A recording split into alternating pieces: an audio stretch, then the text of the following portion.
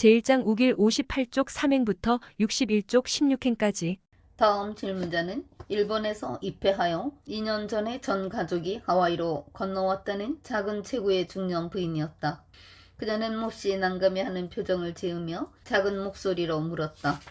제 아들이 기독교 학교를 다니고 있습니다만 역시 이건 방법일까요? 달리 적당한 학교가 없습니다. 상관없습니다. 아드님은 기독교를 신앙하기 위해서가 아니라 학문을 배우려고 학교를 다니고 있습니다. 그렇다면 문제는 전혀 없습니다. 신니찌는 명쾌하게 답했다. 부인의 얼굴에 안도의 빛이 떠올랐다.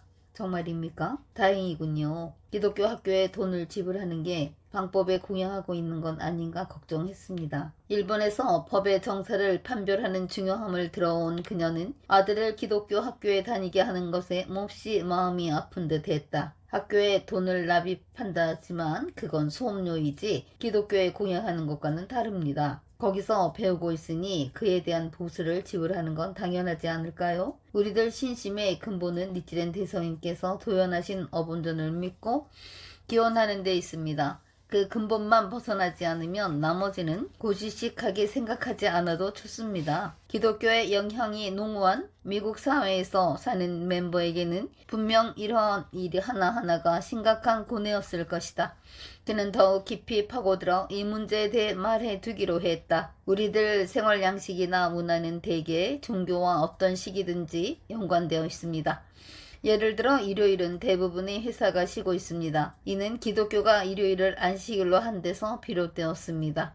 그렇다고 일요일에 회사를 쉬는 걸 방법이라고 한다면 사회생활은 할 수 없습니다. 또 음악이나 회화 대부분도 종교의 영향을 받고 있습니다. 그러나 예술의 감상은 그 가르침을 믿는 것과는 다릅니다. 그러므로 이런 그림을 보면 안 된다. 이런 음악을 들으면 방법이라고 생각할 필요는 없습니다. 만약 신심으로 인해 예술도 감상할 수 없게 된다면 이는 인간성의 부정입니다. 인간을 위한 종교가 있다. 종교를 위한 종교도 있다. 종교를 위한 종교는 교조주의에 빠져 종교라는 미명 아래 민중을 속박하고 예속시키려고 한다. 그 결과 사람들의 정신의 자유는 빼앗기고 양식도 인간성도 부정당하고 만다.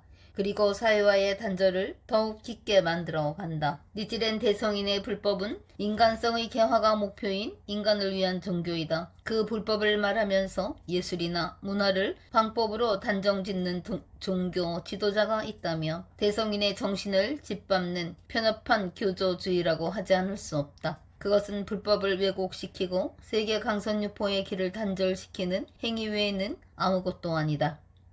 야마모토 신니찌는 다음 질문으로 옮겨갔다. 한 청년이 머뭇거리며 손을 들었다. 며칠 전에 신심을 막 시작한 장년이었다. 이름은 미스루 가와카미라 했다. 이 신심으로 돌아가신 아버님도 구할 수 있습니까? 당돌하다고도 생각되는 질문이었다. 가와카미는 윤곽이 뚜렷한 얼굴에 근심스러운 표정으로 진지하게 신니찌를 바라보고 있었다. 반드시 구제됩니다. 그 증거로 당신의 경애가 바뀝니다. 당신 자신이 행복해집니다. 확신에 넘친 대답이었다. 장년의 표정이 금세 부드러워지며 눈에는 눈물마저 돌았다.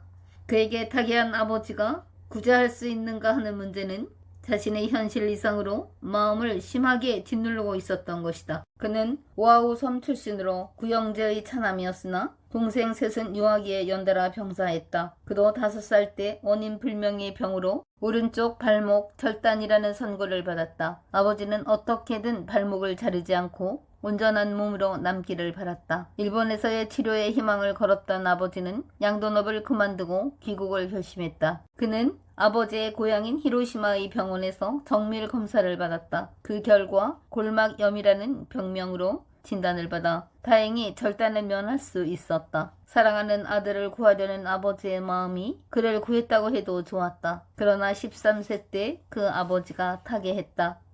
미스루 가와카미는 15세가 되자 어머니와 형제 자매를 일본에 남겨둔 채 집안 살림을 돕고자 하와이로 떠났다. 고생에 고생을 거듭하여 기반을 잡고 목탄 제조업의 일도 그럭저럭 궤도에 오르자 타계한 아버지에게 효도 한번 못한 자신이 후회스러웠다. 저 세상에 있는 아버지를 행복하게 하고 그 은혜에 보답할 수 있는 길은 없는가? 그는 진지하게 생각하기 시작했다.